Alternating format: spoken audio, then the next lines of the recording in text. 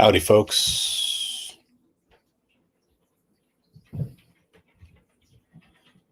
Howdy, howdy, howdy.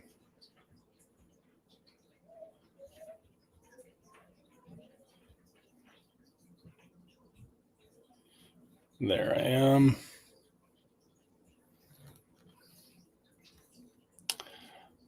Cool. All right, I have a treat in store for you tonight. You might be able to hear my toddler screaming upstairs. She's not happy. I brought her the wrong kind of chicken. When you bring a toddler the wrong kind of chicken, it's game over. There's no coming back from that. There's no coming back from that. Unfortunately. She'll forgive me, though. Well, really, she won't forgive me. She'll forget. She'll forget all about it. And that will be it. Right? One of the perks of having a toddler.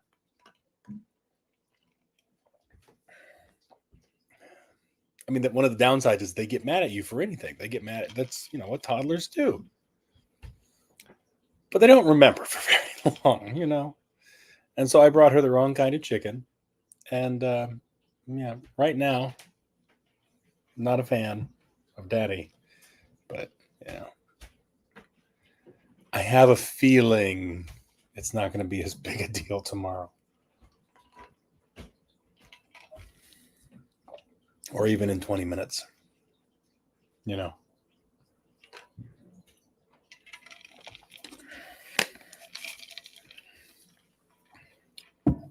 Got to stay hydrated. Okay. Here we are in the project. This is Scrivener, by the way, that I use. I do all my writing in Scrivener. I have words to add in here from today. I think I have words to add in here. Yep. Currently at 3,000 words from yesterday. Let's add in everything in this chapter. Okay. 4,600 words. I like that. Ooh. Oh, this is out of order. No wonder. That not quite so great. That gets us to 5,000 words. And there, this chapter, this will be better.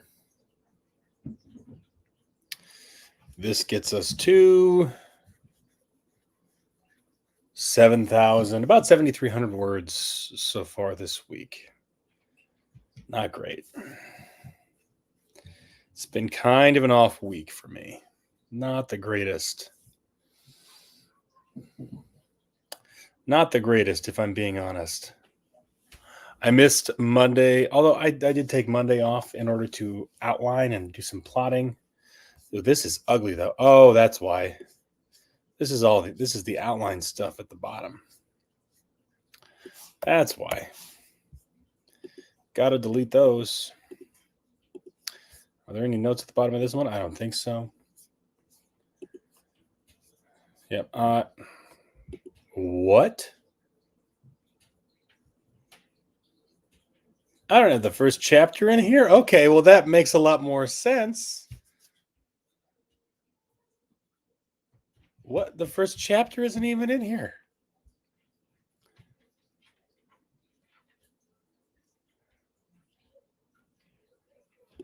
Because that's going to get us almost to 10,000 words. Okay. No. Copied the wrong one. Copy.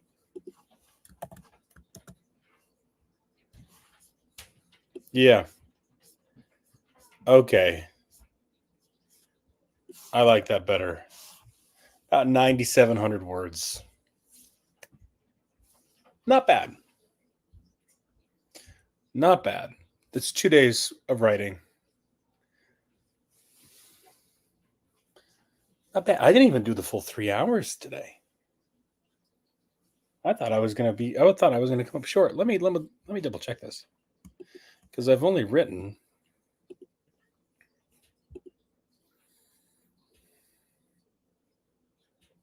something's not right.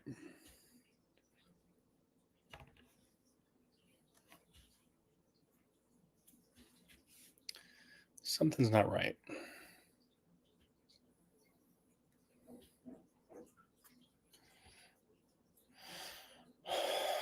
9671 minus 2449 equals, yeah. How did that get counted twice? That's really weird. Okay, I am at 7,200 words.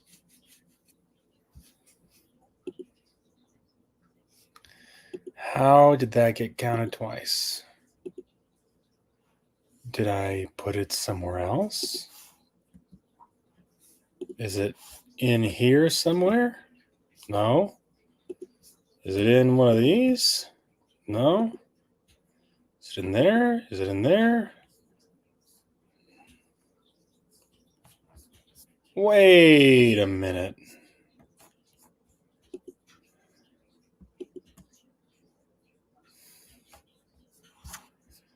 Wait a gosh darn minute.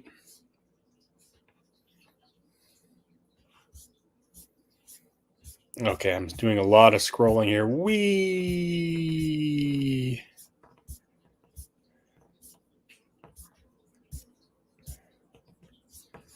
Okay.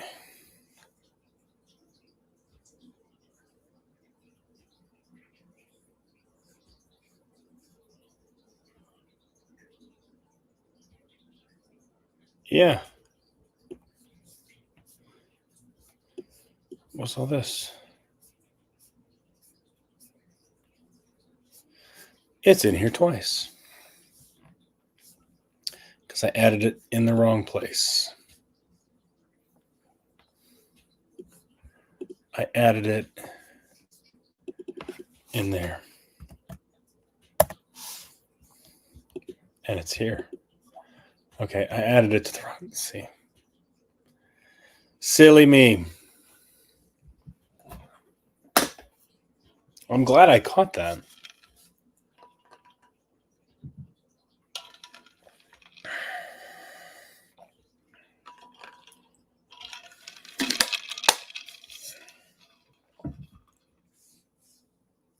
So today, excuse me, that was offensive. Tomorrow, I should get 5 more.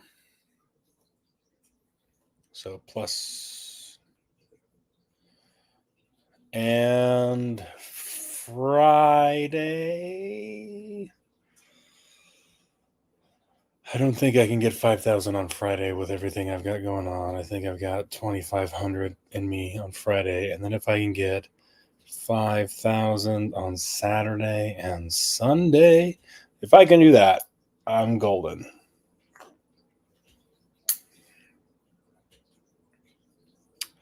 I'll be playing catch up this week on my words. That's what I'm going to be doing.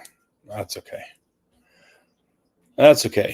I don't know. Maybe I take the loss on Monday because I took time to to plot this whole story. And that was the whole idea, was to plot this thing out. And I did that. And I'm glad that I did. This is what it looks like. I use these little cards. Each element of the story is in here. So these are the typical elements of a plot.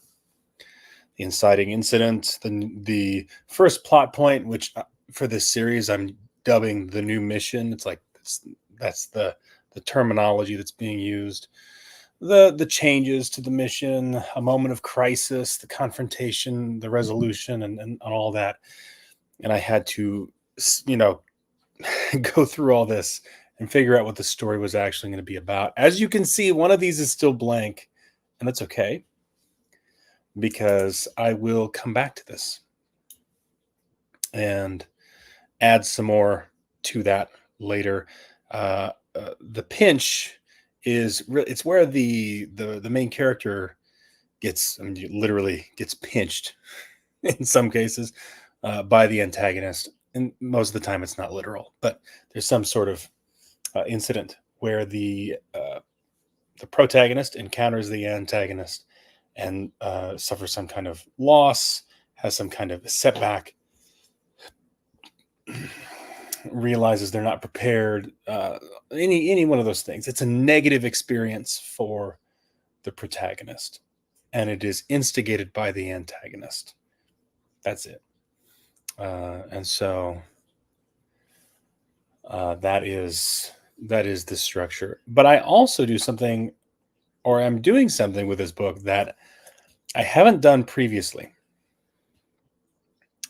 And I'm going to do this with this series, which is something I'm calling touchstones, where I am having certain things that will occur in the book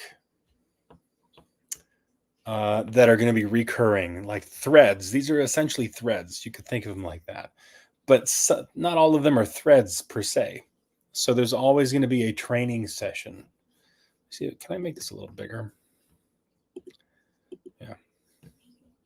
Oh, that didn't make the text bigger, so I don't know how that helps. A training session is going to be a key moment in each story. There's going to be a training session in each story. It's a chance for the characters to really interact with each other, talk with each other. We're showing off some of the physicality, and it is a place where we can show their humanness and their weakness. We're going to encounter a new ally in each episode of this series. There's also going to be a new threat. There is a relationship. I have this to represent the two characters. Ignore the heart. It's not a romance. There's a romantic relationship going on here, but this relationship between these two characters is a key thread that goes through the entire series and changes. It's not a romance. It's super soldier space marines in a post-apocalyptic alien invasion hellscape. That's what it is. Right.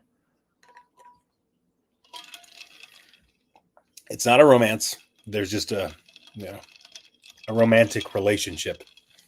Just like there are romantic relationships in other stories. I'm getting too defensive. What am I talking about?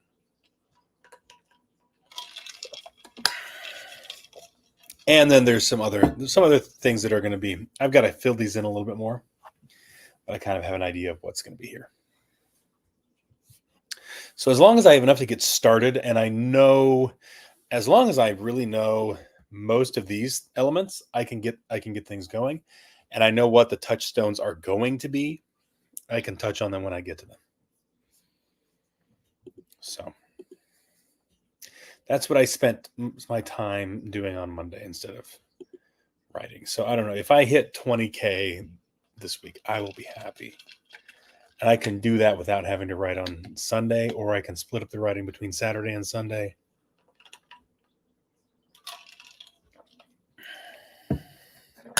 Which I may have to do. Okay.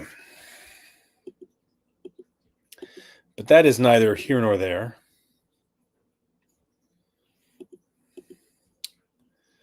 We are on to editing. And our editing notes call for us to do some descriptive edits now. And we have these characters that we need to go back and touch up on and add little descriptions for. Little descriptions. So Daniel, short hair is going to be the one thing. Does he kind of have like a round head? think. Abby, of course, red hair. She has freckles, or she did when she was younger. You know, she's light skin tone, right? Karis, he's got dark hair. Which is starting to gray now. He's older. He also has dark eyes, so brown eyes, pretty sure. He's not that tall. He's average height. He's not a tall dude. Relic, dude is blonde. Short hair. Facial hair? I don't think so. Kaz, she has black hair, slender. I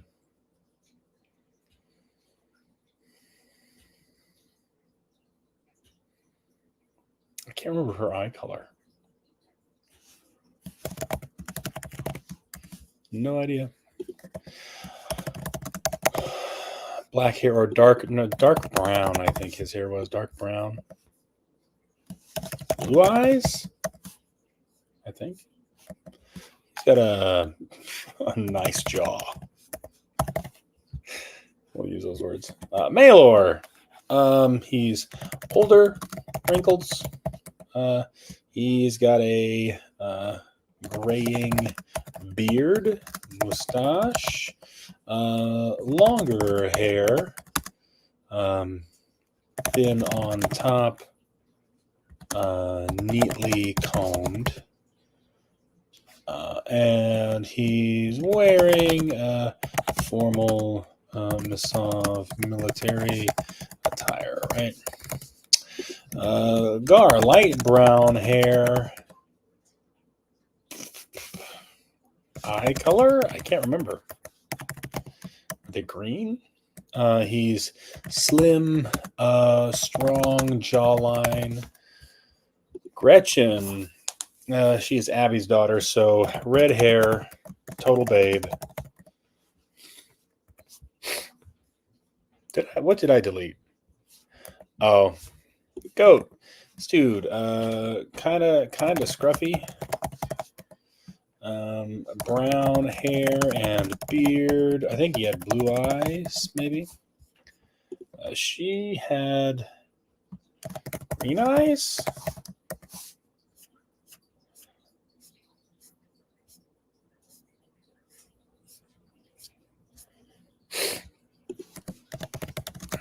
I'm pretty sure that's where we were. Sentry.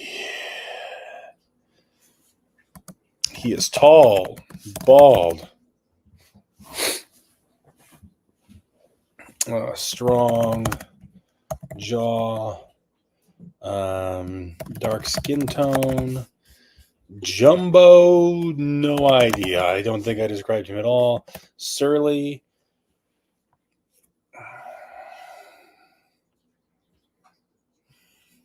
I think I described her in book 2 or book 11.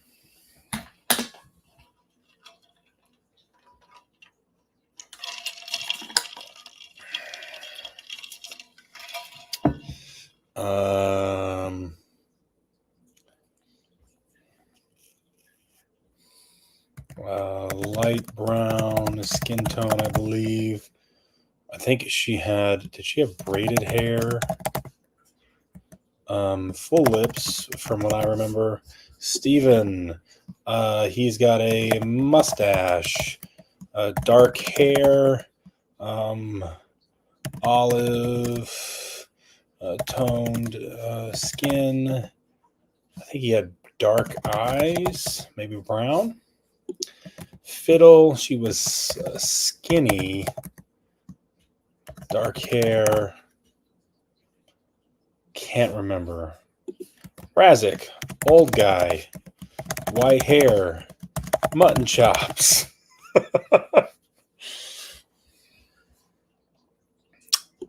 Alistair, dark skin.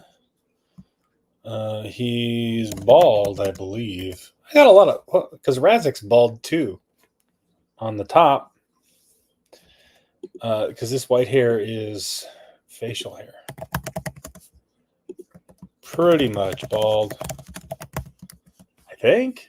Maybe. He has what I think I would describe him as gentle eyes, kind smile, curvy. She kind of has a Greek, Italian vibe. Whoops. Black curly hair.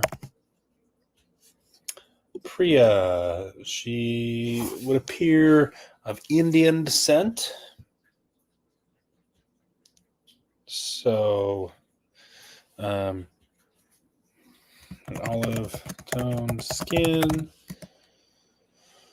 I can't remember the eye color. Were her amber colored eyes, maybe? Short, black hair. Evan, he is going to appear of Middle Eastern descent, so also olive toned skin, black hair, tall. No, he wasn't tall. No, well, he's tall for like an average person. Sati, olive toned skin, slender. Can't remember her eye color. Darl, he's a hologram. He glows yellow. Has a beard.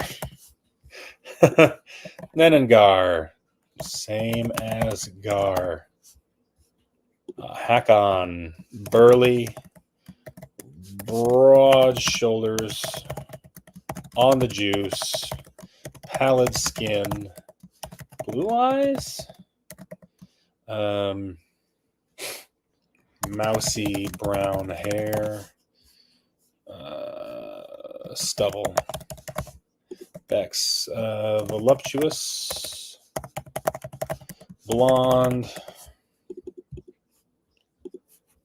full lips, green eyes, I think. Clax, rough looking, hair dyed green, old, wrinkly. Sid, feminine for a dude, blonde hair, blue eyes. K7, robot. Looks like HK47 from KOTOR. Sort of. What happened here? What? What? What?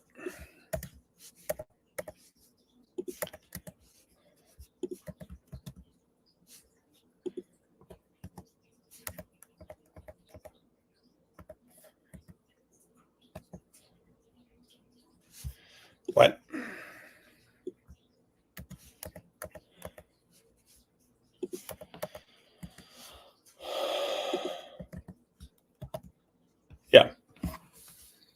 Tathis. Also burly. Robot. Half robot. Finger length curls. Gray brown. Gray eyes. Okay, cool. So now what we do is we go through and we find Daniel. Let me change this. Can I change the size of this? Great. Daniel said he looked across the master table base at his XO.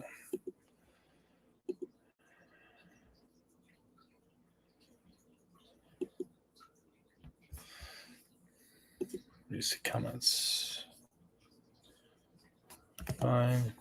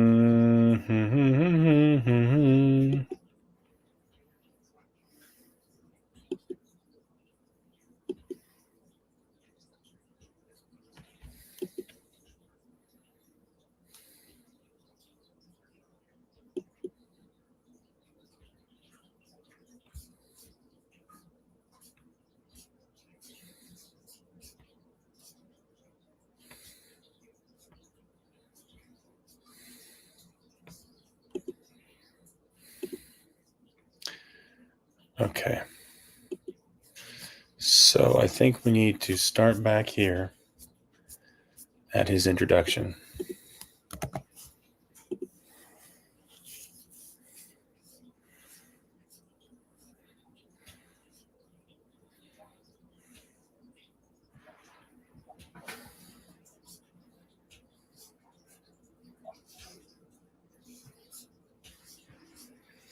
Closing his eyes for a moment, he ran a hand through his short brown hair.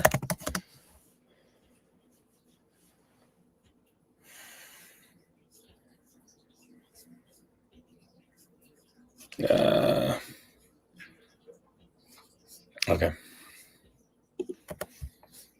Okay. And then he's also in this chapter. Let's see. Hair. Did we say anything about hair? Eyes.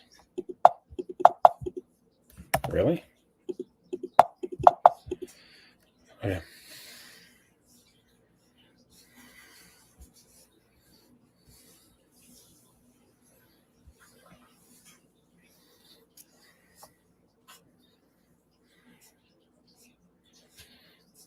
Oh, that pencil. Stylus? Was it a stylus? A pen. I thought it was. I thought there was something.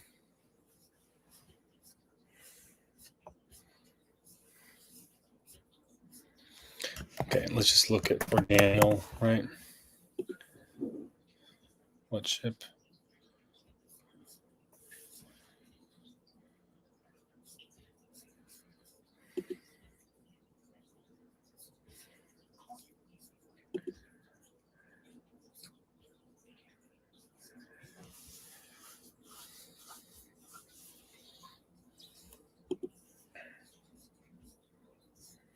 Mm.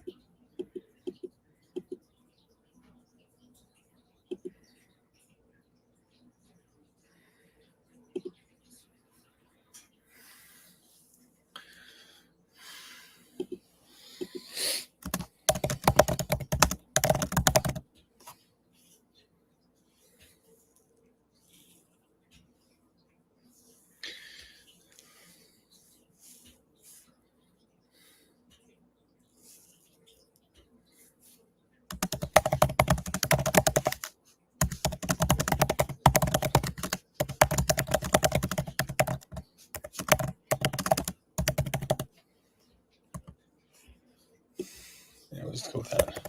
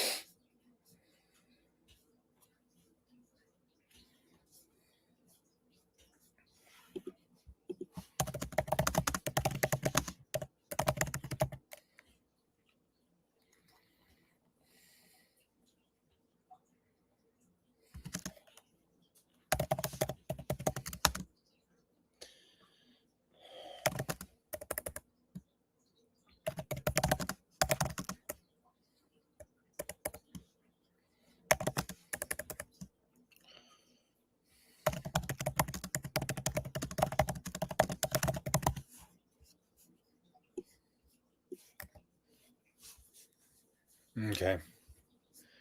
I think we'll call that good.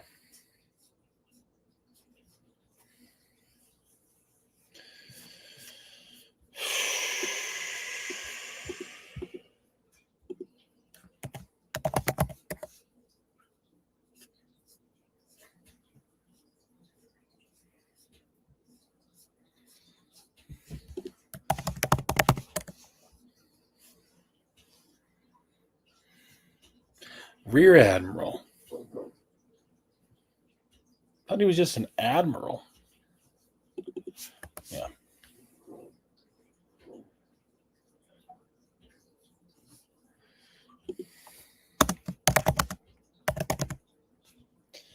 His black hair was combed meticulously.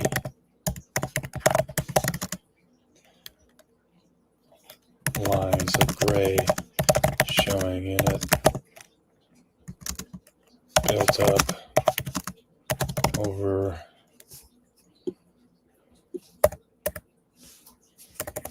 and now, after all these years, he made sure to put on his wedding ring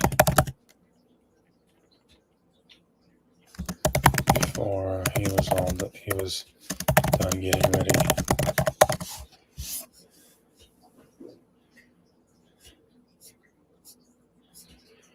Oh boy.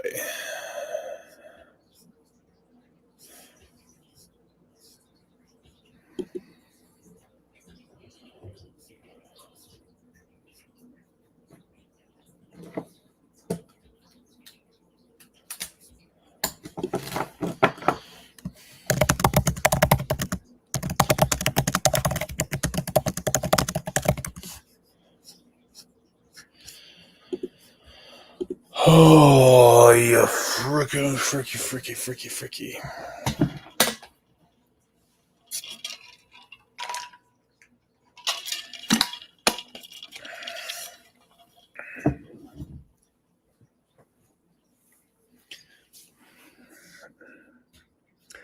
This chapter, oh man. This book is a slow burn. It makes me a little uncomfortable.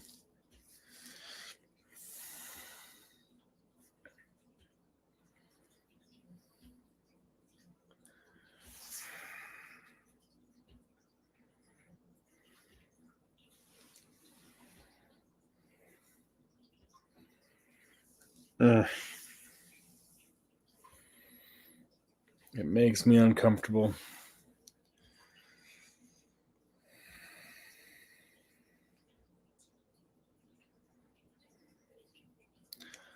Makes me very uncomfortable. Okay.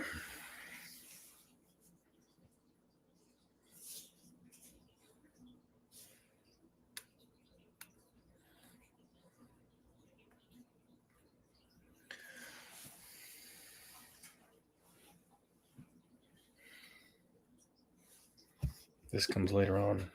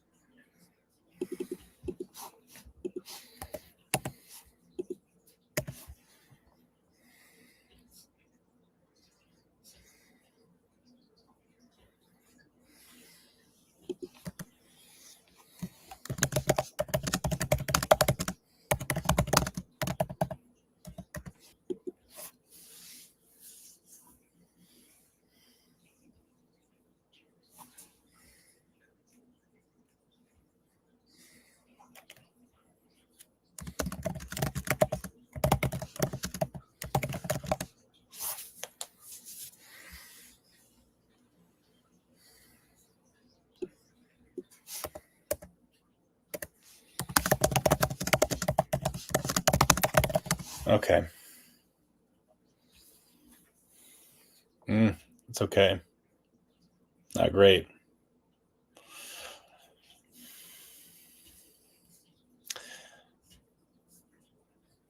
This. Whoa, it's just so chunky. So chunky with exposition. It's kind of necessary because there's been a big time gap. But I don't want to. I don't want to make everything too boring.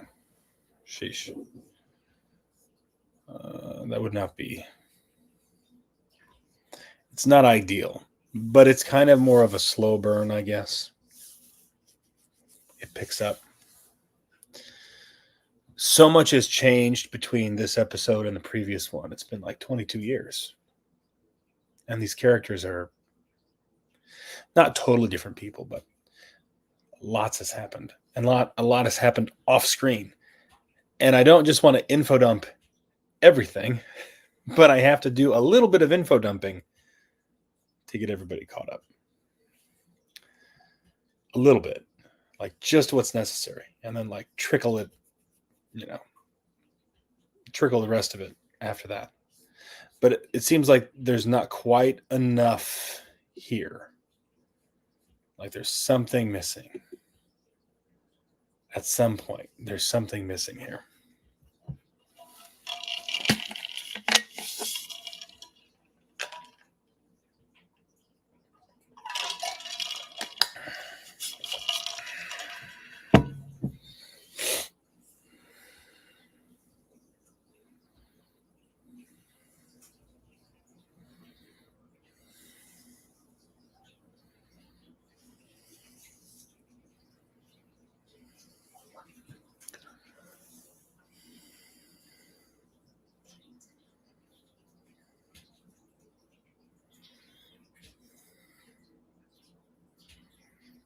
I started with the throne.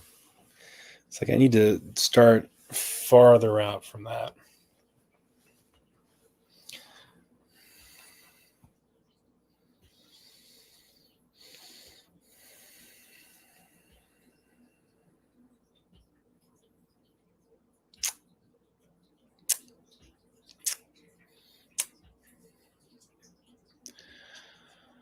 This is not a good feeling. Okay. Let's go ahead with this.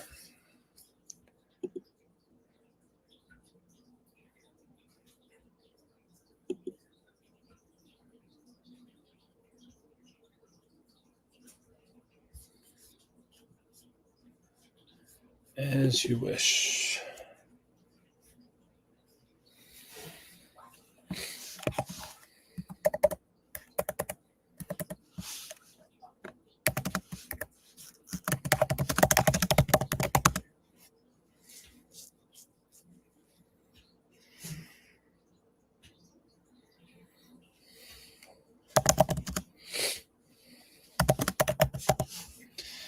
Yeah, I like that better.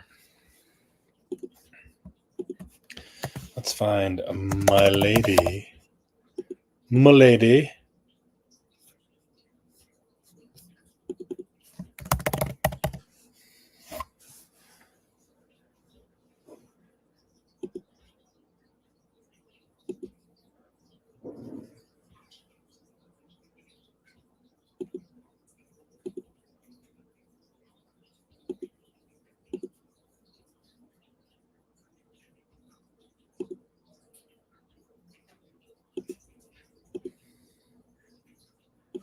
Yep.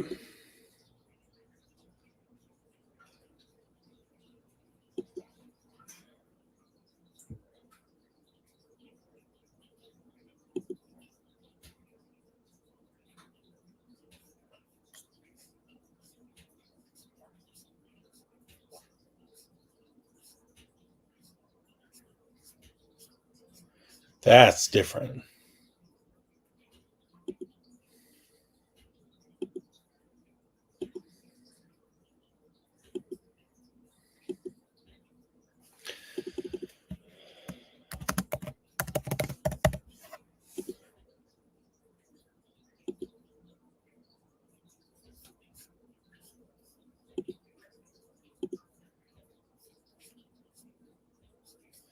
Okay, let me just make sure this is Gar each time.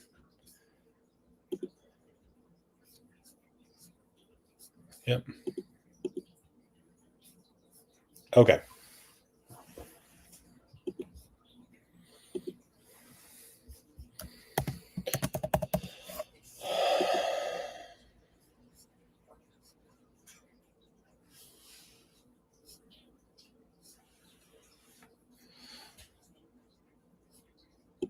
Stick.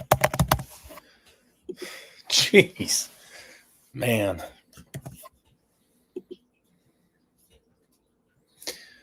I wonder. That would take a while, though.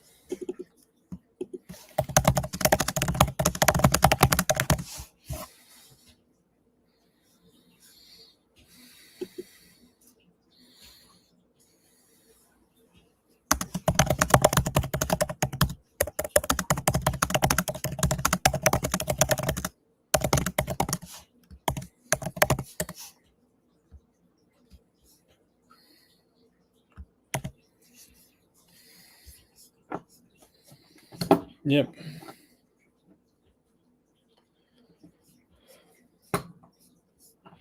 Oh, shoot.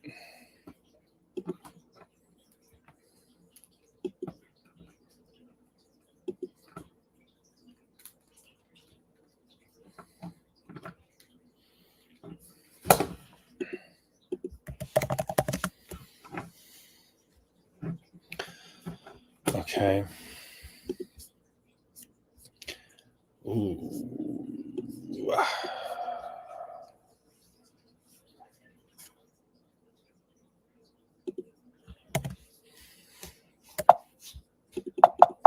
Really?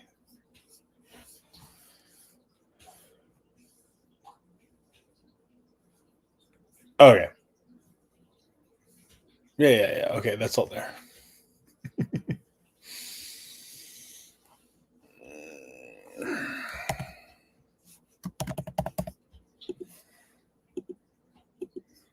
What?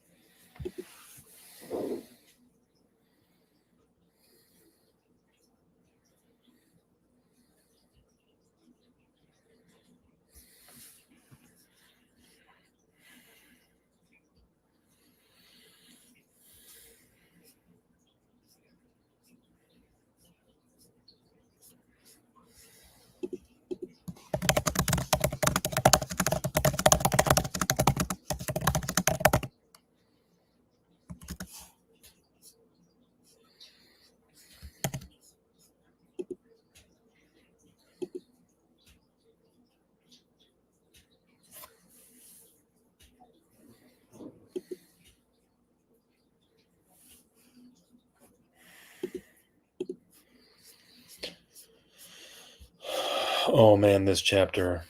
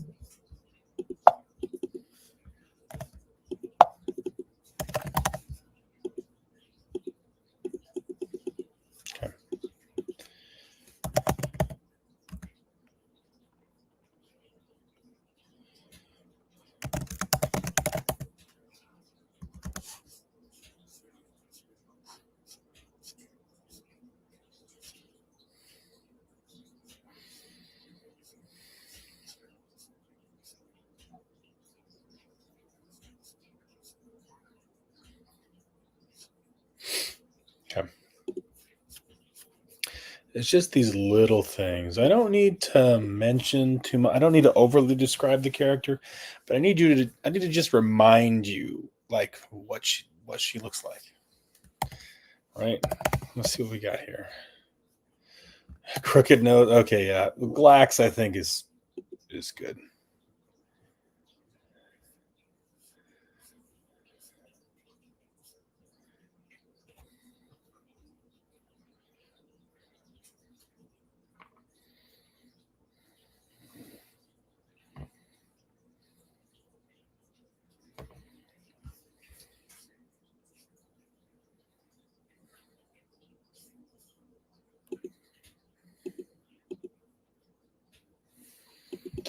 Colored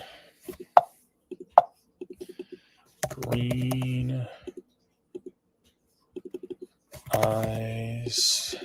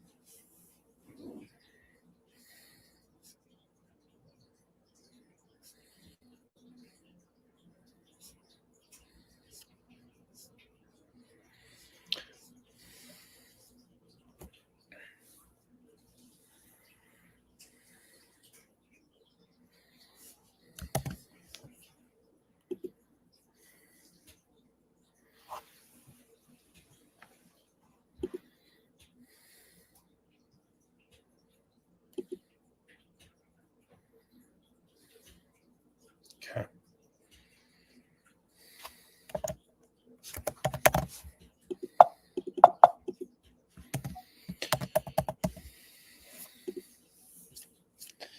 We need to go back to the beginning of the chapter.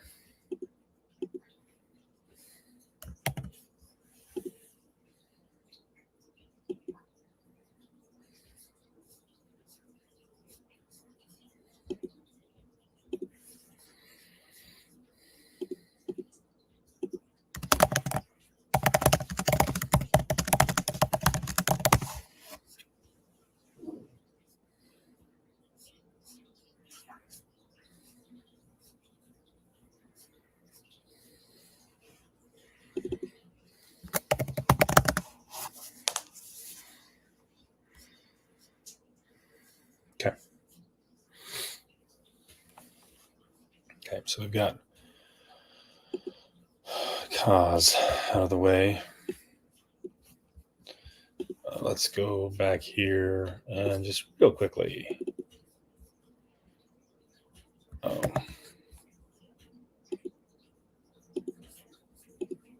Do I have a quick way to add a strike through?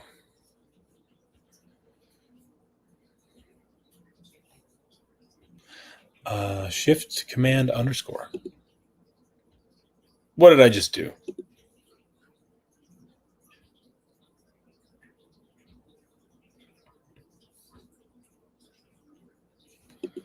Okay. Shift command underscore. Yeah, we did that one. Cause should be good.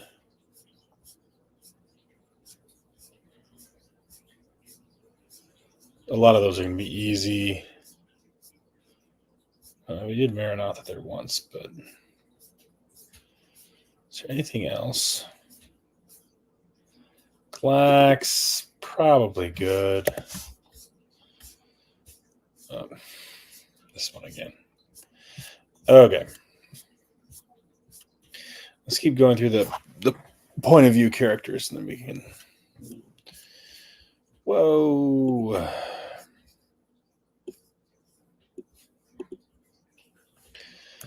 Hair. Oh, yep. That's Steven.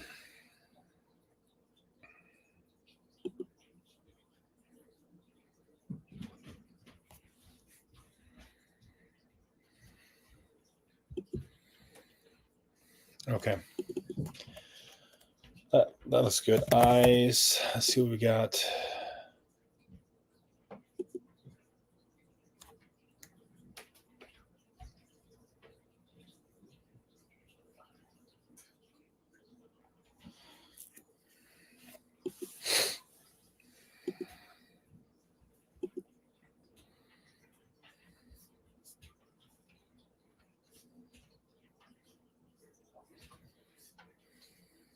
Oh, yeah.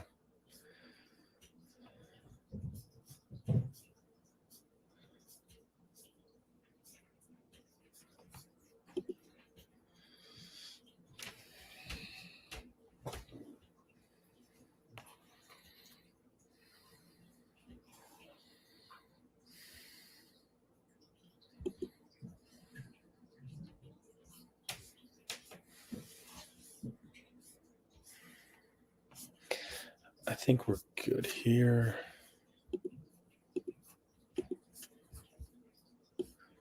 Let's see. Hair. No hair mentioned. Eyes probably get mentioned. Or green eyes.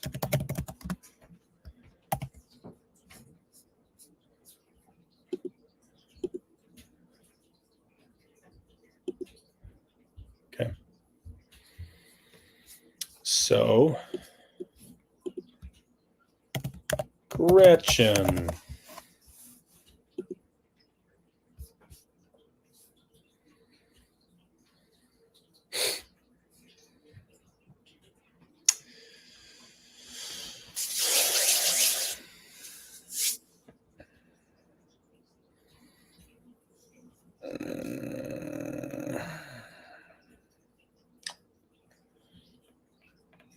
Yeah, not there.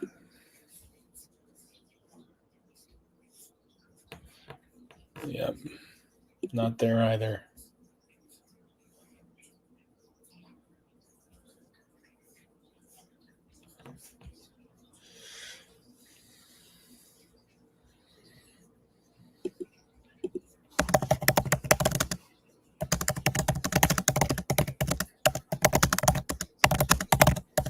Okay.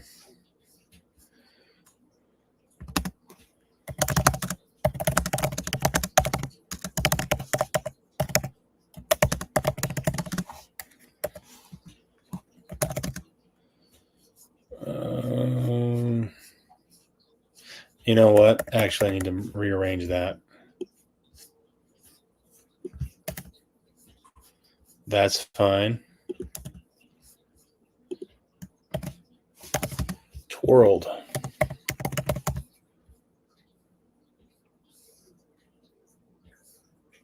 Okay. That's good. Last one here. Let's see what we've got. No. Okay. No hair. What about eyes? Okay. We've got gentle eyes. Oh, how nice.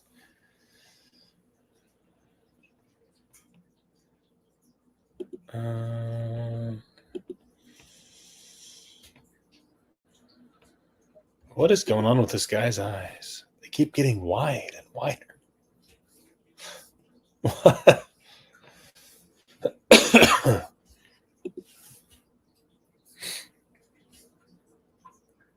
Okay, I guess yes. He's getting more and more surprised. I think that's what I was trying to get at. Okay, funny. Fine. Held her eyes shut. Okay. A dread in her eyes. Yeah. What color are Fiddle's eyes? What color are they?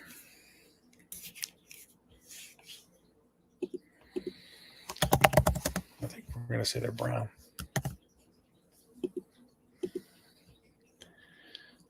That's we're not describing there. Stephen looked her in the eyes for the first time since he had left her in the brig. Okay, yeah. Scraggy. That's a funny word. It perfectly makes. It's one of those words where you know what that word means. It's scraggy. You know, right? Like the word sounds like what it means. That's a good word. Okay. We just need a couple of touchstones here for the character descriptions.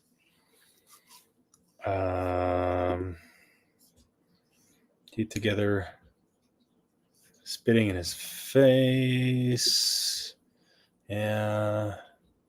Gretchen in the eye as she was brought to her feet by the Marines. What's this?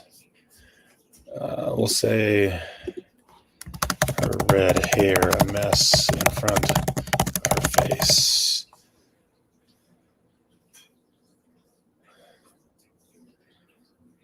Okay. Okay. Oh, yeah, that's it. We don't have to do anything too crazy. Just want a little touch here and there to remind the reader this is what this character looks like without going overboard. And we've got those little touches. Okay, where so much scrolling. Sheesh. Okay, so we've got Gretchen. Goat. It's not his actual name, but that's what they call him. He's the one with the scraggy beard.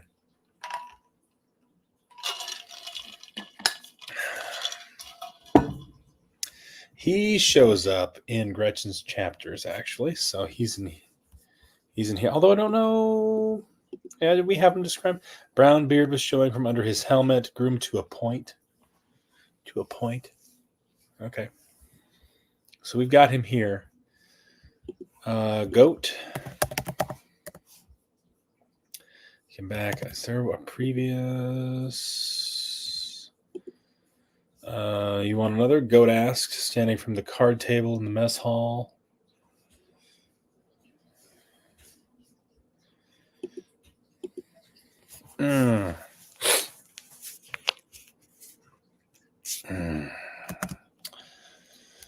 He had a. He had a.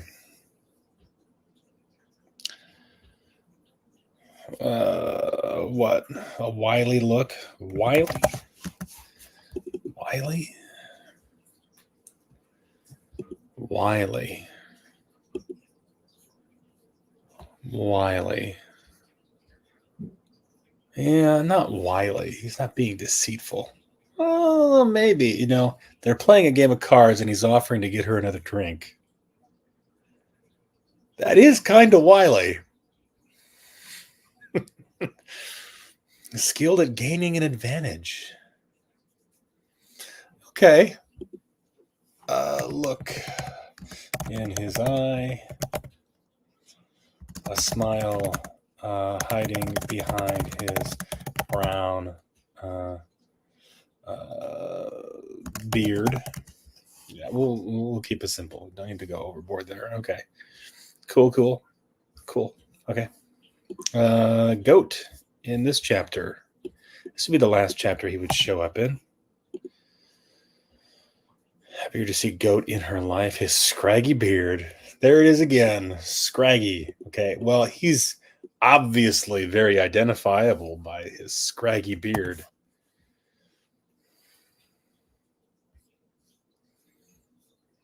Okay.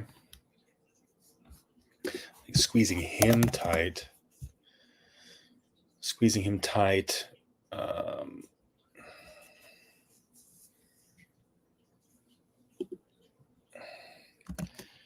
Felt safe. There we go. That's kind of what I'm trying to get across there. I don't know. Yeah, okay. Okay, we got Goat. Another one we can cross off the list. Good for you, Goat. Good for you, buddy. Blue eyes? Maybe that's the only thing. Maybe that would be worth mentioning. here. The goat would keep their cups full. Goat came back to the table, filling up his drink. Stopped short of sitting down. All right. Okay. What about here? Yep.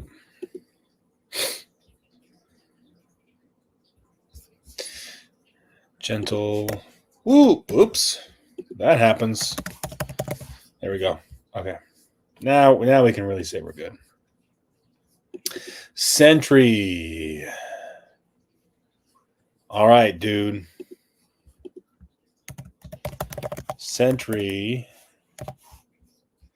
I don't know that we see him in this chapter. He has dialogue. I don't think we see him. Yep, we don't see him.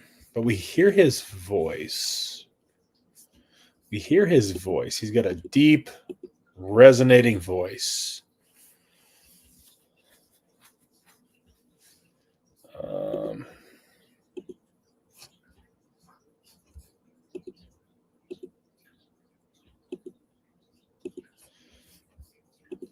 It should be here. So when's the next time he says something?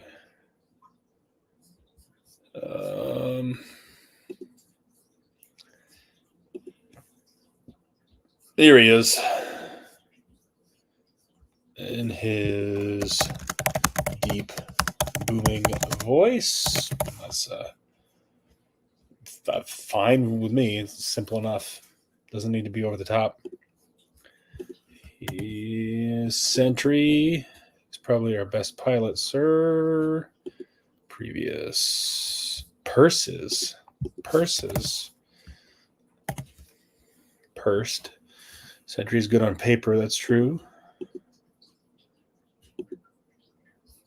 Was Sentry not in the room? Oh, he's not in this chapter. That's why. Okay. That's why I can't find him.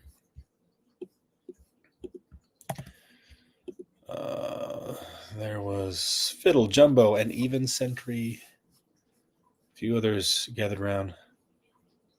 There was Fiddle and even Sentry. There was Fiddle, Jumbo, and even Sentry was there. Okay, if you say it out loud, it doesn't sound bad, but when you read it, it's like there was, and Sentry was even there. Was there even? Even was there. Yeah, no. There was Fiddle, Jumbo, and Sentry, and even Sentry too. Even Sentry? Though. And Sentry too. Though he stood quietly in the corner. We'll say new sentence. He stood quietly in the corner, only acknowledging her with a smile.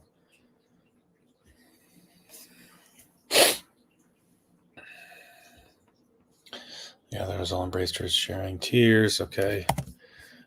Sentry, they rough you up much? Sentry asked. Okay. Sentry smirked, revealing a fresh shiner on his right cheek. A deep purple blemish on his umber skin. Okay. White stars are everywhere, Sentry said. Oh, geez, not again. His voice deep. His voice low and gravelly. Kind of gravelly. Sentry laughed. He guffawed. That's probably my favorite variation on laughed, but I refuse to use it. I don't even like saying chuckled. I prefer not to even use that. I just stick with laughed, because otherwise it just sounds weird to do anything else. It's too much. Sentry laughed. Wouldn't be the first time. Have you never read? Okay. He jumped. Sentry said, looking up at the ceiling. These. The lights reflecting off his bald head. He's bald. I want to get that point across without being too. You have to get out of the cell first. Sentry said, squashing his hopes. Straightening. Okay.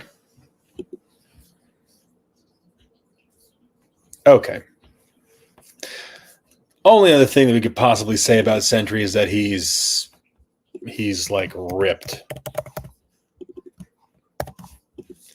But we don't need to go into that. Jumbo! Oh, this character. This character has a name, a call sign. But not much else. Jumbo. We're just going to run. Ask Jumbo. Yeah. Jumbo gets mentioned once here. Jumbo is in this character. Jumbo would crack the jokes. I got nothing, Jumbo said, laying down his cards. Well, Jumbo.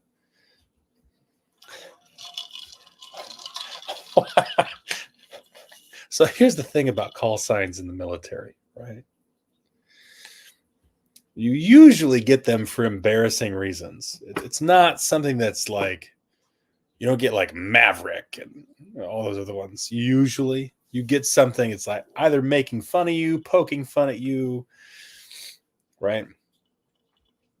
Or something like that. So, you go out to eat and you order the jumbo fries and everybody calls you Jumbo now because, hey, you ordered the jumbo meal. You're Jumbo now. That's probably how we got that name. That's the head canon. I mean, I guess I am the author, so technically whatever my head canon in is canon, but like, you know what I mean.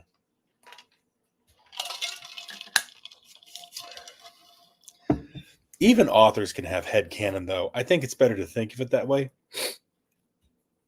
Like, there's some stuff that I leave a little bit ambiguous. I don't feel the need to spell everything out. There's some things I definitely need to know that the reader will never know. But there are also some things where I can like leave it a little fuzzy because then the reader can fill in that gap. And that's actually a good thing. You want the readers to fill in that gap. If the readers are connecting the dots in your story for you, then you've written a good story. Like Song of Ice and Fire, Game of Thrones.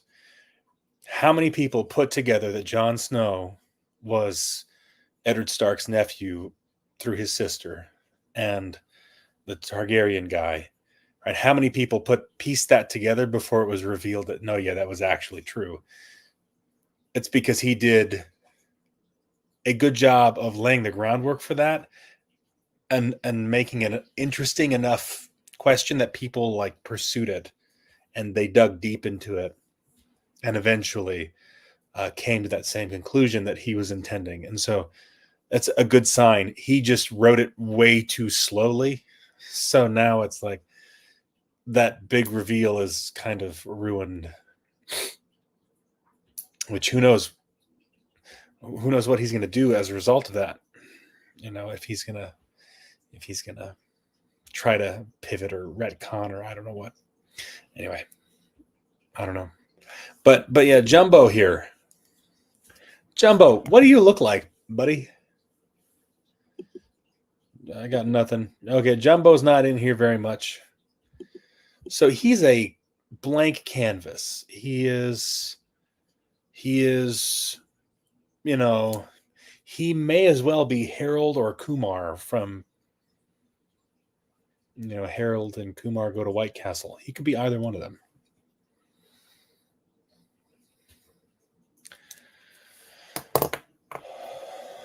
Why not? Harold and Kumar. I think I'm going to go with Harold. Who is that actor? Who is that actor? John Cho. Okay. Yeah. Oh, that's right. He was in the live action Cowboy Bebop. He was Spike.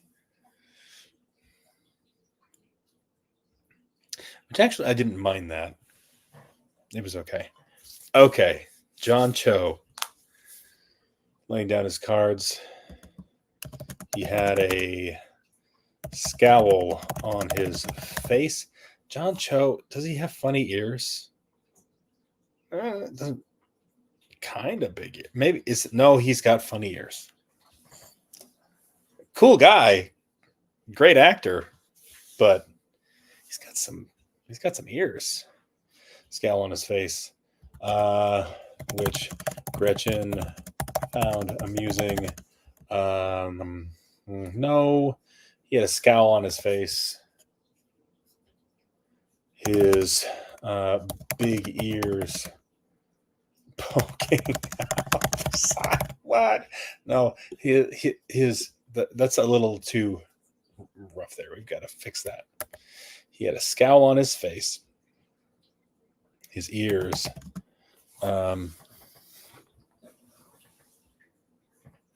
What about his ears? I'm looking at him right now.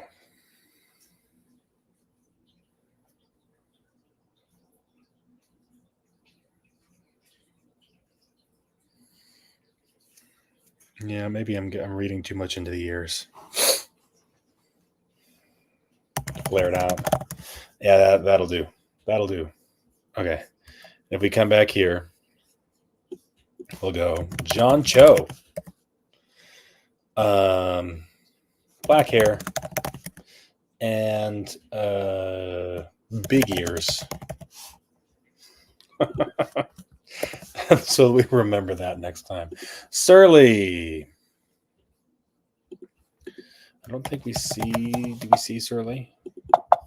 Surly's not even mentioned in the first chapter. Really?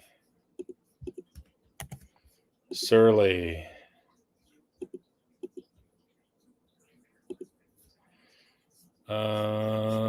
Surly would bring the cards and chips. Genuine interest. Each whirled a lock of hair. Surly bit her lip, reading her cards like they'd come from a tarot deck.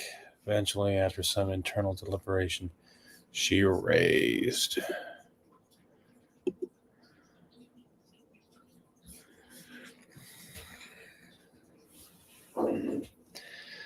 I don't know that we need to go into too much detail here.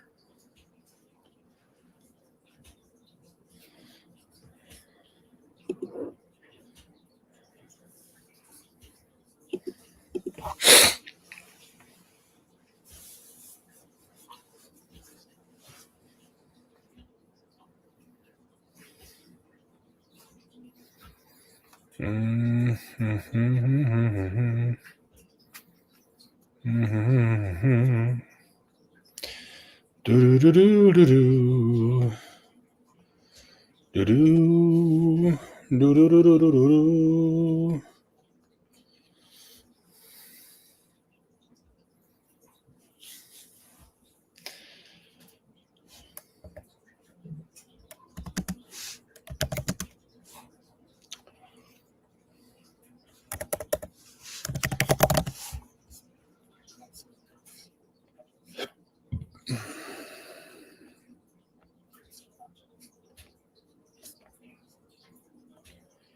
Shooting her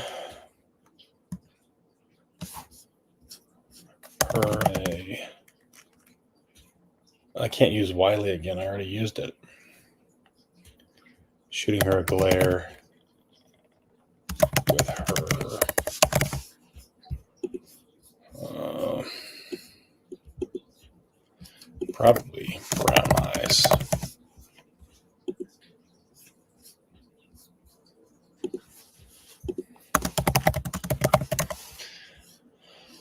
Okay. Surly's not in this chapter, though, which actually is kind of odd. Or that should stand out. That should stand out. Yeah, Surly's not here. So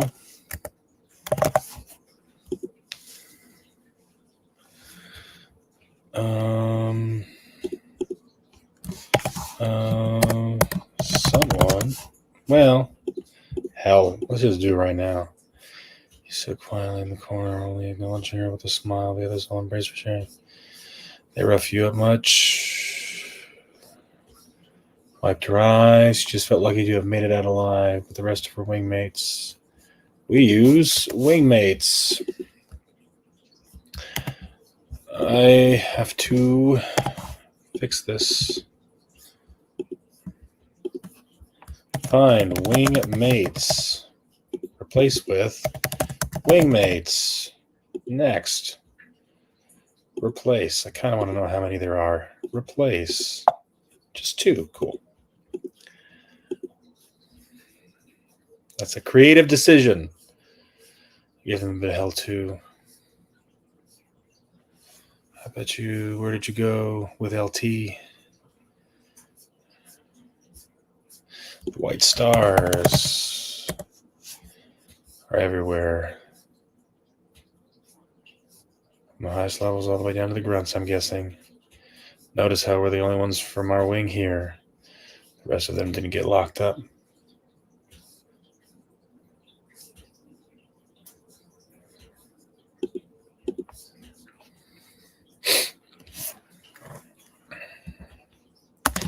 You see Surly anywhere?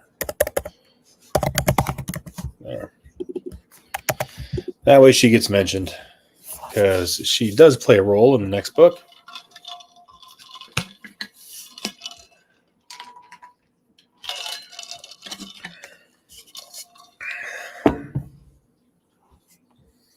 Okay. Not a whole lot to do here with Surly, so we'll move along. Stevie Boy. A character that turned into a guy I hated. Not a real person. Did not base him off of a real person. I just don't like his character. I don't like his character. Stephen sighed. He ran through his short black hair. We've got his hair on there. Had his hand on the pod door. Doesn't he have a? Yep, his thin. It's a thin. It's not a thick mustache. It's thin black mustache flaring on both sides. Okay, cool. Stephen scowled down at her. He paused for a long moment. Okay, I think we're good here. Straight.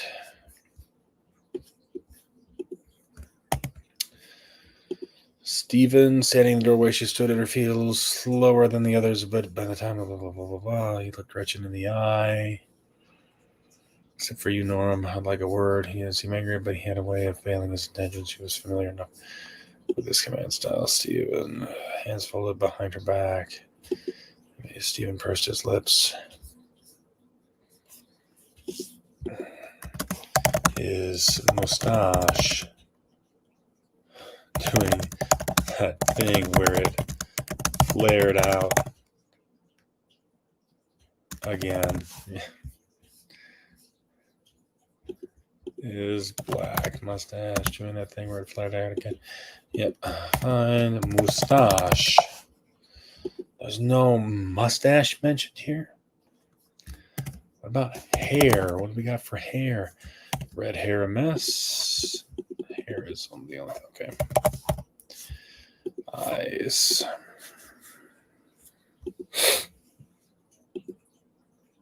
Goat's eyes went wide. Goat's eyes. Held her eyes shut.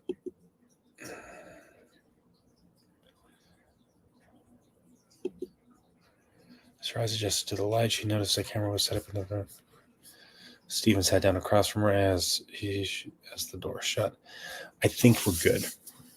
I think we're good on Stephen. That's about half of the characters here. Fiddle. Are there any other main characters here? Priya, Sati, Darl, Nenangara, Hakon. Did we not add in? No, Kadenar is there. I think we're probably good on Razik because he gets described pretty well, and Alistair. Maranatha gets described in graphic detail. Okay, not that graphic. I don't go into that much detail. But yeah. Sati, Darl, Nenangar, Hakon. Okay. That's pretty good. That's a pretty good start. And we can wrap this up tomorrow, I think. Okay. Oof. Line editing. That's going to get taken down, isn't it? That's going to get. Would that get taken down? I don't know. Don't really know.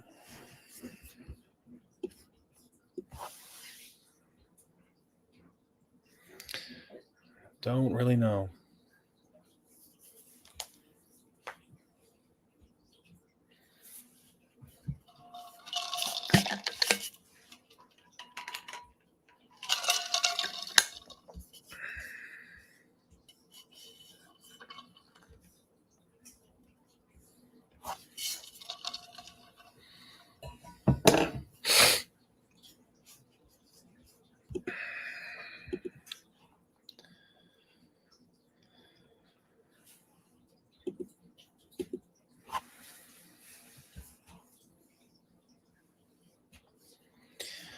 Okay.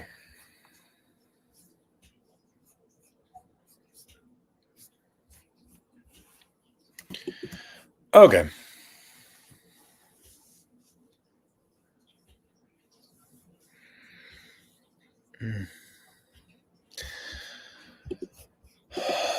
Let's change our revision mode.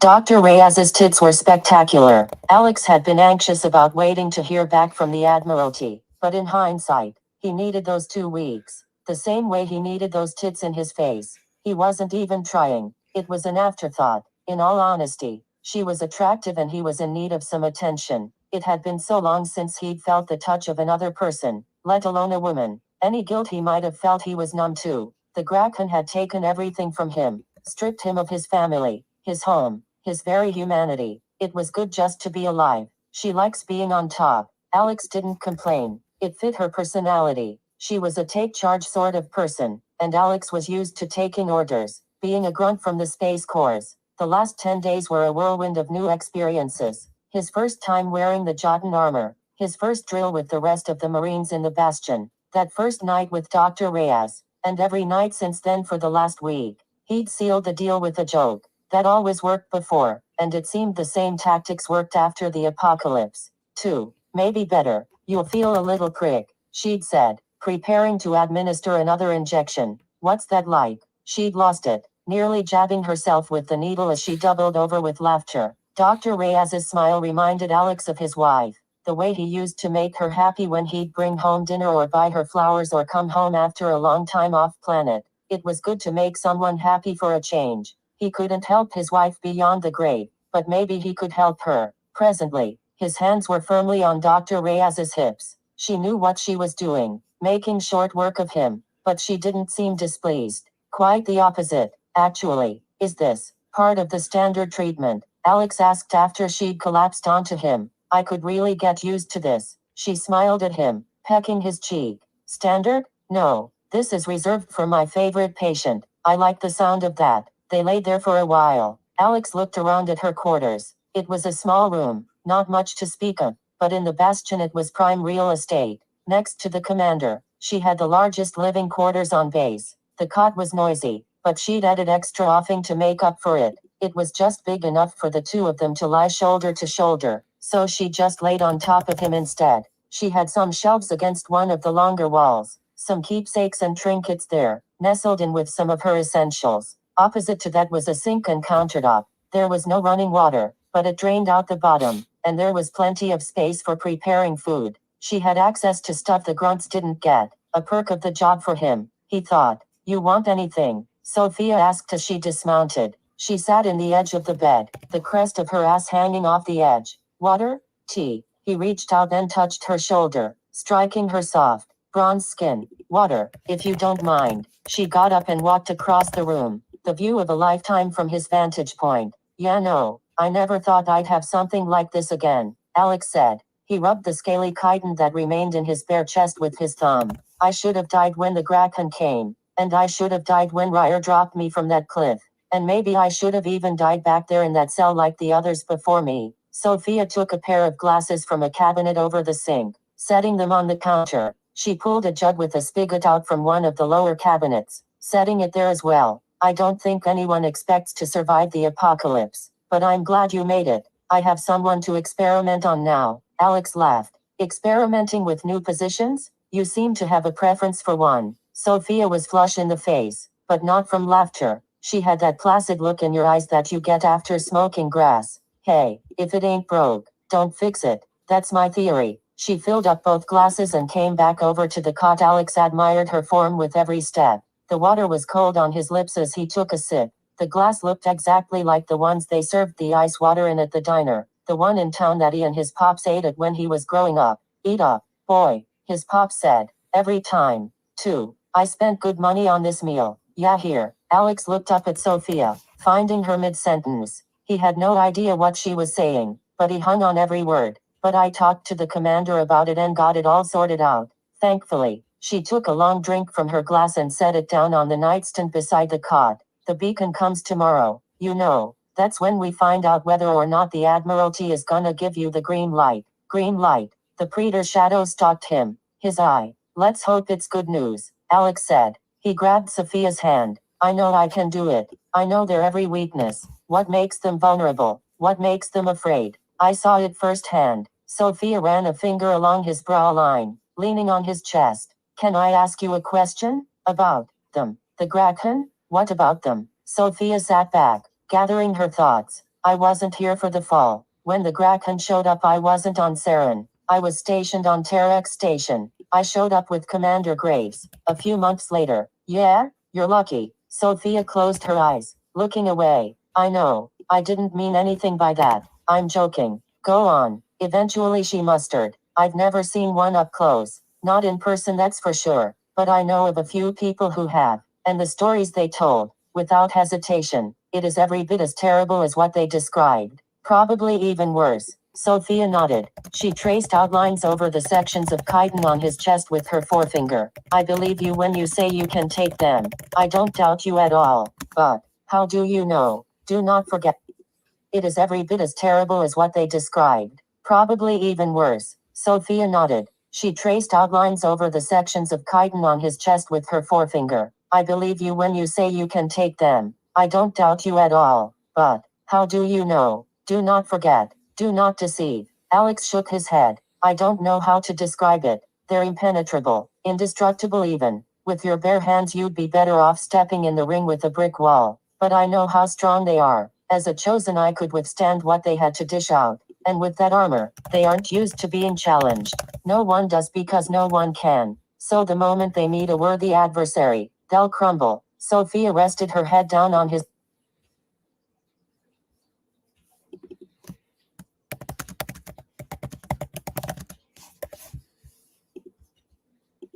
And if I were wearing that armor, they aren't used to being challenged. No one does because no one can. So the moment they meet a worthy adversary, they'll crumble. Sophia rested her head down on his chest. I believe you. I'm going to chase all the monsters away. I promise. He kissed her, but not before we get a few more rounds in. Oh, She laughed. What makes you think you've earned that? I don't know. You did seem kinda desperate, Doc. Gotta say, you're lucky I came along. What? She smirked, planting her hands on his shoulders. She mounted him again, like I'm some sort of charity case. The lights went out. Not the lights. His eyes. Pitch black. Everything done. No feeling. Nothing. Calm the fuck down, Blackwood shouted. It was the first thing Alex heard, and he could hear before he could see. He was pinned down, like he had been when they'd first met. Cold beads of sweat dripping from his forehead. Don't fucking ruin this for me. God damn it. We're this close. Alex, what happened? Blackwood shot him a glare. What happened? Are you being serious with me right now? He paused, studying Alex's face. You are serious. Damn it. You don't remember a damn thing, do you? Alex shook his head. No, I was with Sophia. Yeah, I know. And you're lucky I was within earshot. Blackwood. Sophia. What the heck? Sophia. Yeah, I know. And you're lucky I was within earshot. Blackwood grabbed his head with both hands, spreading his eyelids. Are you having a mental break or something? Is this just a delayed reaction? You were fine up until now. I'm not gonna turn out like the others, am I? Alex was expecting an answer, and not getting one. Am I? There was a knock at the door to the cell. Beacon was received. Sir, Commander wanted me to let you know. Blackwood hurried to the door, opening it just a crack. What did they say? Did he tell you that? All the commander said was that you've got the green light. Sir, I don't know anything else. Blackwood nodded. As you were, Corporal. He shut the door after that, turning to Alex. I don't have time to sort this out with you, kid. You are my last fucking hope. The last chance we have to make this work. Whatever crisis you've got going on, you need to cut it out. The only crisis I'm having right now is that I'm strapped to this table and I don't have any clue why. Alex said, untie me already. Do you think I'm a threat or something? Blackwood stepped over to him, started removing the straps one by one. The commander is gonna find out eventually, and when he does, you tell him to ask me. You understand? You answer to me, not him. You might be a Marine, but I'm the one who got you here. I'm the one the Admiralty put in charge of you. So just tell him to talk to me. That's convenient. You don't have to explain anything to me that way, do you? Alex swung his legs over the side of the table. He felt a dull, stinging pain in his ribs, lifting up his shirt to reveal a fresh bruise. I told you I could give you a run for your money, kid, Blackwood said, hiding his face behind the shadow of his hood. Don't put me to the test again. Alex threw up his hands. I don't even know what I did. Blackwood waved him off. It doesn't even matter. I mean, it does, but you can't remember anyway. No sense in burdening you with the guilt. He sat down on the bench seat across from Alex, like the first time they met. You're gonna walk out of this room and get suited up. It's time. Alex nodded, like we discussed. Blackwood shrugged. We'll play it by ear, but if all goes according to plan. Yeah, there was a drawn-out pause, like he was considering whether or not to say what he was about to say. He's there, on the outskirts of the city. I confirmed it with a drone. That same motherfucker that killed your family. Alex felt his breath sucked out of his chest. The Peter? You found him. Blackwood nodded slowly. Indeed I did. My gift to you, kid. I figured we'd drop you a ways out from the ziggurat. No one wants to bring a chopper that close to one of those things. It's close enough to the outskirts that we can get you close, though, and you can go take a look around. See if you've got a clear shot at him. Maybe lure him out even. I'm sure he'll know who you are. Alex lowered his gaze to the floor between them. I don't know if he would or not, but I'll know him when I see him. They all look the same to me, Blackwood said, shaking his head. But then again, I didn't spend as much time with them as you have. He has a scar on his chest. That gives it away. But I know what he looks like. It's hard to compare it to human features, because it's nothing like that. Alex stood from the table. But I'm done sitting around and talking about it. If it's time, it's time. A thin smile appeared on Blackwood's face. Let's hope you don't fuck this up.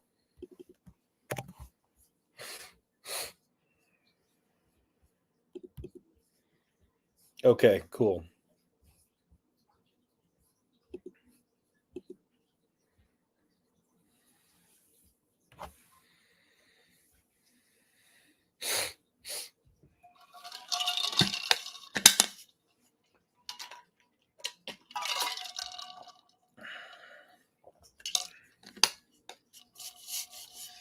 That was easy enough. Wait a minute.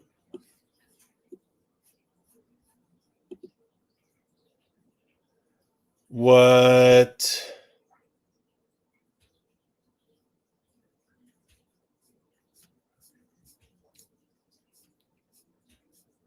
What?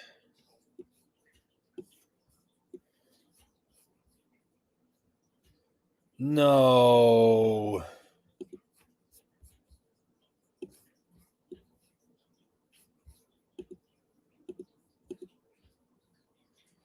What?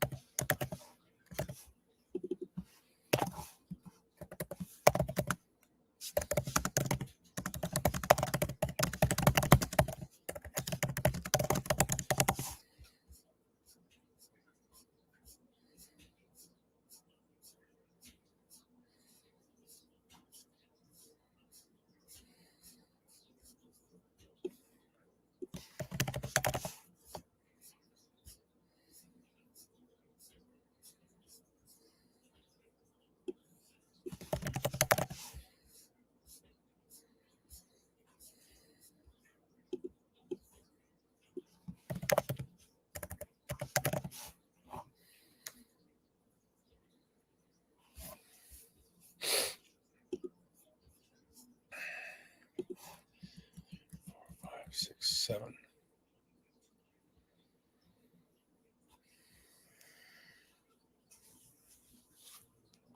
How did I screw this up? Got these chapters in the wrong order.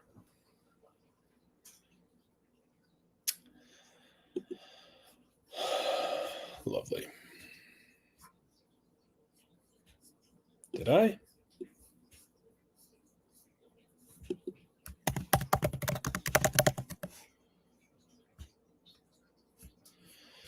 Okay, yeah.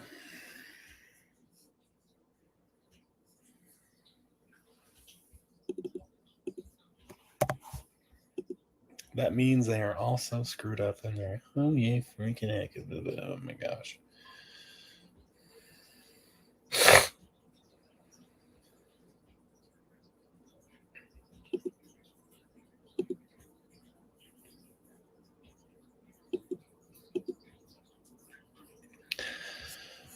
Okay. Don't get too chatty with him, Blackwood said. The commander doesn't like that. You bring up the weather or something and it's like you kicked him in the shins. Keep everything to the point. Alex raised an eyebrow. You sure it's that he's not much for conversation? Or he just doesn't like you? Blackwood shot him a glare from behind his sunglasses. I'd have considered that already. And no, he loves me. They were just down the hall from the commander's office in Bastion Alpha. There was an entire section of rooms in the basement of the old factory-turned-survival base. A few other officers had offices down there, but there was a storage room, too, and some bunk rooms for the Marines they had on base. With so many people in one place, Alex wondered how the Kraken hadn't found them already. The heat signature would have been noticeable. They don't track using infrared, Blackwood had explained. They had been sitting at one of the tables in the common room for lunch. Alex could still remember the smell that wafted up from his bowl. Sure beat the fleshlight the Kraken fed him, though. Blackwood had taken his napkin and drawn on it with a pen, illustrating the methods the Kraken employed and how they counteracted them. It all went over his head. I'm a Marine, Woody, he'd said. He was hoping that nickname would stick. I don't know any of this shit. I'm not an engineer. Blackwood's scowl was clear in Alex's mind as he recalled his response. You're gonna have to know this shit, kid. With what I have planned for you, you're gonna need to be a jack of all trades, master of none. Blackwood wagged his finger at him. Still always better than a master of one. The memory was interrupted when they reached the commander's office. A rudimentary nameplate was mounted on the door, a piece of plate steel drawn on with marker. Commander Isaiah Graves. Blackwood rapped his knuckles on the door. You decent in there, Gravy. Alex heard an audible sigh on the other side of the door, a drawn-out pause between Blackwood's knocking and the turning of the latch. Commander Graves came to the door himself, indicating it was locked. Blackwood. Graves nodded, opening the door wide. He looked at Alex. I'm ready for you. Come in. Commander Graves had a serious look to him that matched his tone. His hair was short, on his head and his face.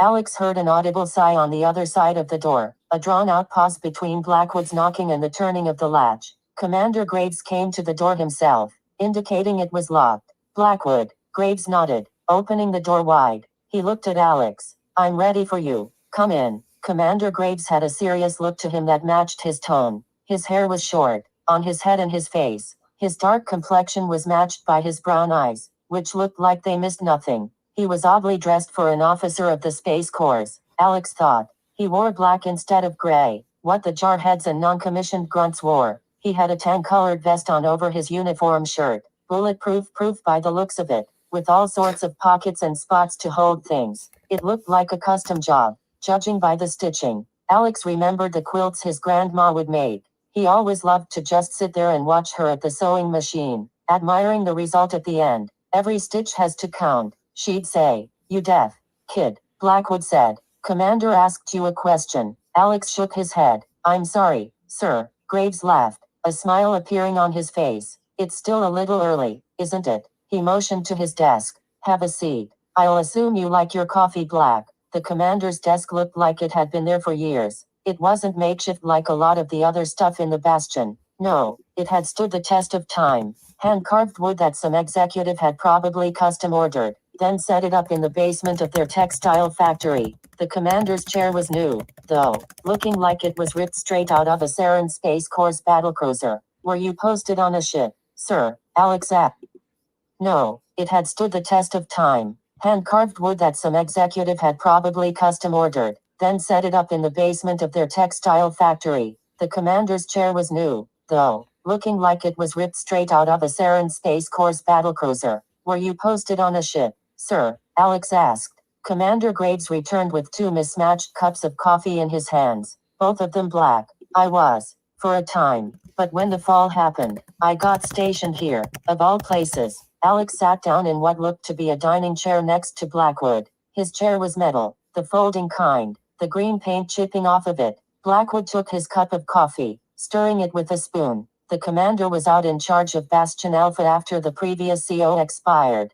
Things got pretty restless down here in those early days. A lot of good men were left behind, but you put good men through hell and that's all they know. Alex nodded. I witnessed some of that myself. I imagine it was hard to keep folks organized. Graves leaned forward onto his forearms, fingers interlocked in his loosely folded hands in front of him. When you lose sight of the big picture, that's what can happen. You've been through a fair bit of hell yourself, Sergeant Kane. Alex nodded. I have, sir. I can only imagine, and I'm not sure I want to. No offense, son, but that's not the kind of thing I'd wish on anyone. You pulled through, though, from what it looks like. The commander looked at Blackwood. How did his medical screening go? Flying colors. The kid is a fucking machine. Everything we could have asked for in a candidate. Graves pursed his thin lips. We'll see. I'm in no rush, and neither is the Admiralty. Blackwood waved him off. Better to ask forgiveness than permission. Besides, he's gonna be ready soon.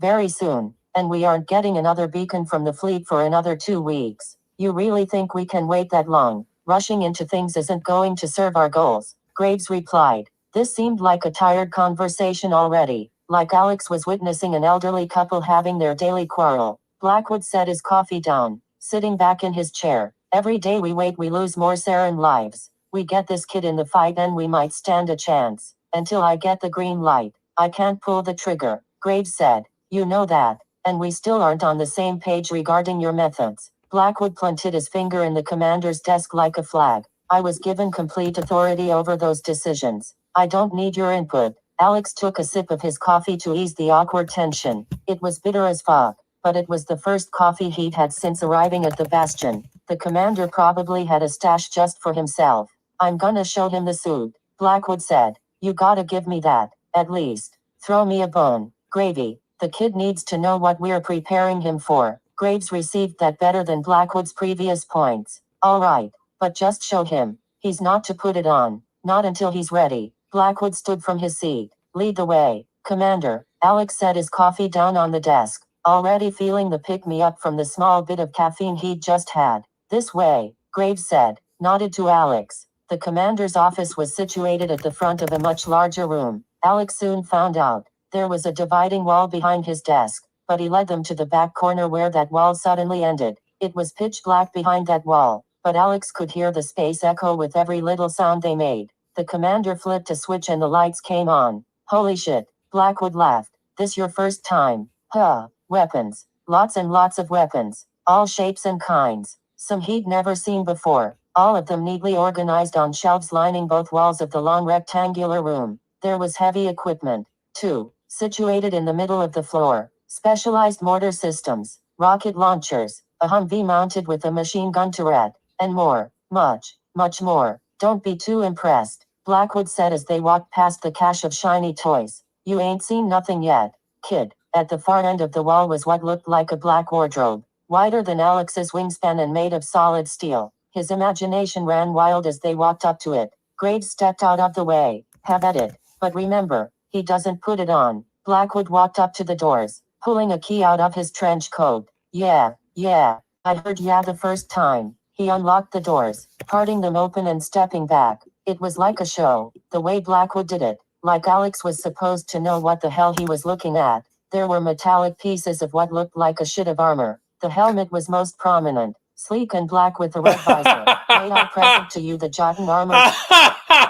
Oh my god! Oh my gosh! Oh boy! Oh boy!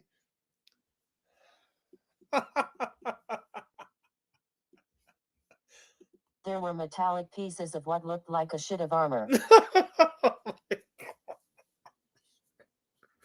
Oh.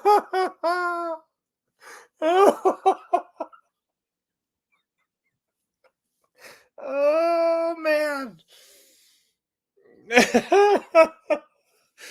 Oh,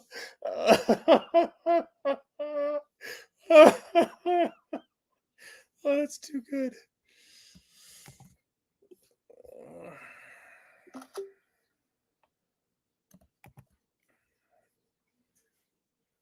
Oh, that's hilarious.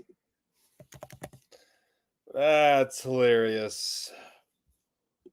The helmet was most prominent, sleek and black with a red visor. May I present to you the Jotun armor system? Blackwood started in his best auctioneer's voice. Fully equipped with hardened plate steel, a comfy inner gel layer, onboard visual augmentation HUD, and the most state-of-the-art kinetic deflector shield that money can buy. That's right, the Space Corps has more money than Off himself, and spent every penny of it to make this one-of-a-kind set of armor. Going once, going twice. He pointed at Alex. Sold. Alex stared at the armor, speechless. You're gonna make me wear that. Make you. Blackwood rubbed his forehead under his hood. Kid, you get to wear this suit. Do you have any idea what this was originally designed for? Right now, she's the only one of her kind. First edition, limited manufacture. And you, yes, you, are going to look like a trillion credits in this thing. Because that's somewhere around how much it cost to make it. Alex stopped forward, reached out and touched the chest plate. This is what you meant before. Blackwood nodded.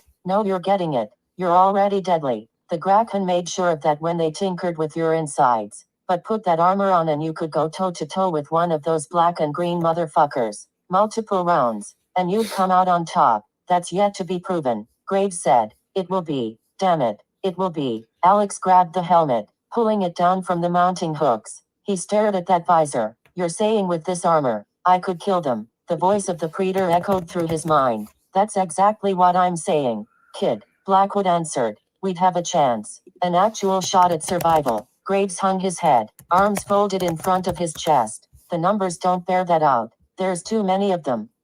That's exactly what I'm saying, kid. Blackwood answered. We'd have a chance. An actual shot at survival. Graves hung his head, arms folded in front of his chest. The numbers don't bear that out. There's too many of them, and you know how many chosen there are. Blackwood countered. He pointed to Alex. The Admiralty is willing to commit to fabricating more Jotun systems if this works. After you prove me right, there'll be a whole lot more of you running around. Jotner, that's what we'll call you. After the giants of old legends. A force to be reckoned with. Something that could actually put fear into the hearts of those demons. You're getting ahead of yourself, Graves said to Blackwood. We don't know that any of that will be possible. One step at a time. And right now, that step is waiting to hear from the Admiralty before we move forward. Alex had never seen Blackwood so emotive. He was a live wire, surging with an energetic frustration that manifested itself in his hands and feet. He couldn't sit still, like electricity was shooting from his fingertips.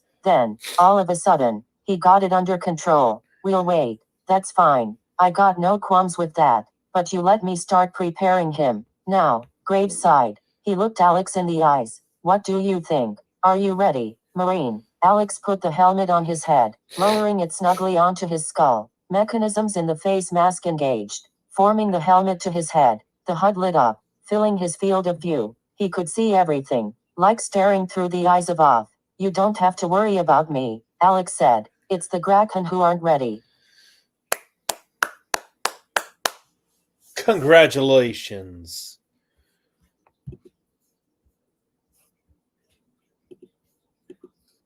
All right, we're going to stop there.